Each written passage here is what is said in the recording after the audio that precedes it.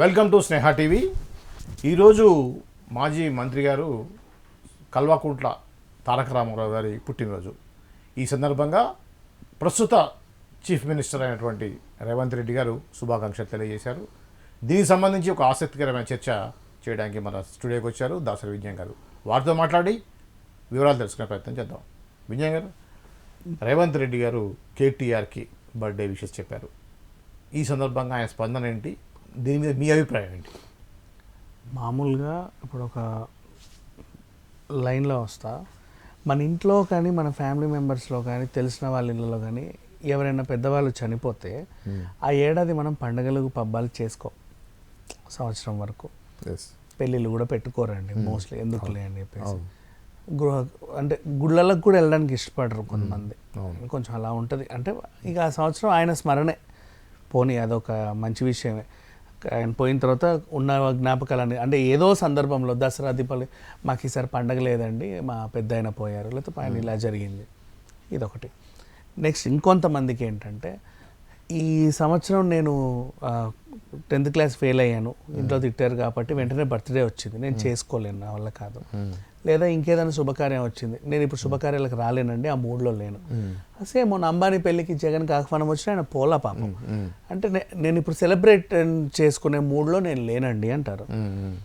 ఓ వైపు ఏమో లిక్కర్ కవిత జైల్లో ఉంది, ఈయనకేమో పాపం బాగా అంటే అప్పుడప్పుడు కలిసి వస్తున్నాడు, సంతోషం.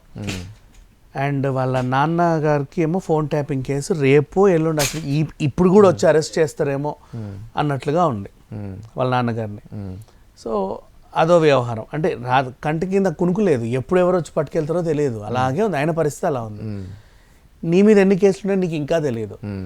మొత్తం మీ ఫ్యామిలీ అంతా కలిసి అరాచకాలు చేశారు. ఇప్పుడు లిక్కర్ కవిత జైల్లో ఉన్నప్పుడు మీకు ఎలక్షన్స్ వచ్చినప్పుడు ఆవిడ ఫోటో తొలగించి ప్రచారాలు చేసుకున్నారు. ఇప్పుడు పాపం ఆవిడ జైల్లో ఉంది. ఎప్పుడు జైలుకి వెళ్ళిందో తెలుసా? కరెక్ట్ ఆమె బర్త్డేకి 2 రోజుల తర్వాతే జైలుకి వెళ్ళింది. పుట్టినరోజు ఇంకా ఫ్రిడ్జ్లో కేక్ అలాగే ఉంది, పట్టుకెళ్ళిపోయారు బర్త్డే అయినప్పుడే.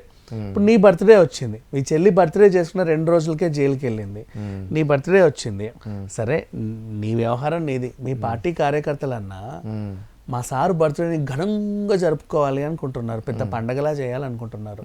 కొంచెమన్నా సిగ్గు అనిపించట్లే? అసలు ఏమైనా నువ్వు సెలబ్రేషన్ మూడ్లో ఉన్నావా నువ్వు? కనీసం అట్లీస్ట్ ఆ బర్త్డే రోజు నువ్వు చేయాల్సిన మంచి పని ఏంటో తెలుసా? వెళ్ళి నీ చెల్లికి హామీ ఇచ్చినా కనబడి వెళ్ళు, చెల్లి దగ్గరికి వెళ్ళు. నా పుట్టినరోజు నాడు అన్నోళ్ళకు నీకోసం వచ్చానమ్మా, ఇది సంగతి, నిన్ను త్వరలో ఖచ్చితంగా విడిపించే బాధ్యత నాది, అన్న మాట ఇస్తున్నాడు. రాఖీ కట్టిన చెల్లికి నేను ఇదిగా ఇంకేం చేయనని చెప్పు, ఎంత గొప్పగా ఉంటుంది. లేదు కాదు, రాష్ట్ర సమస్యల గురించి ఏదో మాట్లాడుతున్నావు, ఈ ప్రభుత్వం 6 హామీలు ఇచ్చేంత వరకు నేను పుట్టినరోజు చేసుకోనని చెప్పు, ఎంత గొప్పవాడివి అవుతావు. అవునా? బర్త్డే రాగానే తలోమని వెళ్ళి హ్యాపీ, అందరూ కంగ్రాచులేషన్స్ చెప్తారు కాబట్టి నవ్వుకుంటూ ఎంజాయ్ చేస్తున్నావు శుభ్రంగా. నిన్ను పుట్టినరోజు చేసుకోవద్దని నేను అనట్లా, నువ్వు సెలబ్రేట్ చేసుకునే సమయం ఇది కాదు అని చెప్తుంది. ఇది పక్కన పెడదాం. ఇప్పుడు ఈ బీఆర్ఎస్ శ్రేణులు కూడా అంటే మర్చిపోయారు ఆ కవితని, అసలు ఆ ఫోటోనే తీసేసి ఎలక్షన్ టైంలో మర్చిపోయారు ఆమెని. వాళ్ళ సెలబ్రేషన్స్ వాళ్ళే, ఊరూరా. ఇప్పుడు బడ్జెట్ వచ్చింది, మీ నాన్న ఏదో మాట్లాడుతున్నాడు, ఆ హరీష్ రావు ఏదో మాట్లాడు, నువ్వు కూడా తగ్గు చేద్దాం, మాట్లాడు, ఖండించు, ఇంకేదైనా చెయ్యి, బాగానే ఉంటుంది కదా. మళ్ళీ ఆయన ఏమో పాపం అసెంబ్లీకి రాలేక మొహం చెల్లక రాలా, కాలు జారి పడ్డాను చూడండి అన్నాడు. అప్పుడు కూడా రేవంత్ రెడ్డి పడితే పడ్డావులే, త్వరగా కోలుకొని రండి మళ్ళీ అసెంబ్లీకి, మీ రాక కోసం వెయిట్ చేస్తున్నాను, ఇదిగోండి పూలకొచ్చాం అని చెప్పి ఇచ్చేసి వచ్చాడు. ఇప్పుడు కూడా ఈయన పుట్టినరోజుకి రేవంత్ రెడ్డి గారు, మీరు నిత్యం ప్రజల శ్రేయస్సు కోరుకునే మీరు నిండు నూరేళ్ళు అలాగే ఆయు ఆరోగ్యాలతో కలకాలం అలాగే ఉండాలి, దేవుడు మిమ్మల్ని చల్లగా చూడాలి, మీకు నా శుభాకాంక్షలు అని తెలిపాడు. అలాంటి రేవంత్ రెడ్డిని ఒక శత్రువులాగా చూసి వాళ్ళ అమ్మాయి పెళ్ళికి పోని వాళ్ళ నువ్వు ఈ నట్టింట్లో ఉంటే అర్ధరాత్రి అరెస్ట్ చేసి తీసుకొచ్చావు, జైల్లో చిత్రహింసలు పెట్టావు, అండ్ ఎన్నికల ముందు ప్రచారాలు చేసుకునే వాళ్ళ ఎక్కడ అడుగు పెడితే అక్కడ ఆయన లేపేసి తీసుకెళ్ళి జైల్లో పెట్టించావు, కొట్టించావు, ఎన్నో చేసావు. అయినా అవన్నీ మర్చిపోయి ఆయన ఒక రాజకీయ నాయకుడిలాగా, అంటే ఏది ఒకప్పుడు ఎంత తిట్టుకున్నా వైఎస్ఆర్ చంద్రబాబు నాయుడు గారు ఫ్రెండ్సే కదా, అవును, అంత సున్నితంగా మీ నాన్న పాప మంచాన పడి ఉంటే ఆయన గెలిచిన రెండో రోజు మూడో రోజే అసలు అవును. వెంటనే అసలు ఆ పనులన్నీ ఆపుకొని ఎవరైనా సరే గెలిచిన సెకండ్ డే థర్డ్ డే ఏంటంటే అనే హడావిడిలో ఉంటారు. ఈ హడావిడి తర్వాత పెద్దయిన పాప మంచాన పడి ఉన్నాడు.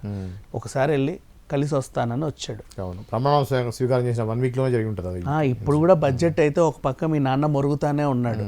కాంగ్రెస్ వాళ్ళు అది, కాంగ్రెస్ వాళ్ళు ఇది, రేవంత్ రెడ్డికి అది చేత నిన్న మొన్న నువ్వు కూడా అన్నావు ఈ రేవంత్ రెడ్డికి సిగ్గు ఉంటే ఇట్లా చేయమను సవాల్ ఇసురుతున్నా అని. తెల్లారి నీ బర్త్డే అవన్నీ మర్చిపోయి రాజకీయమే.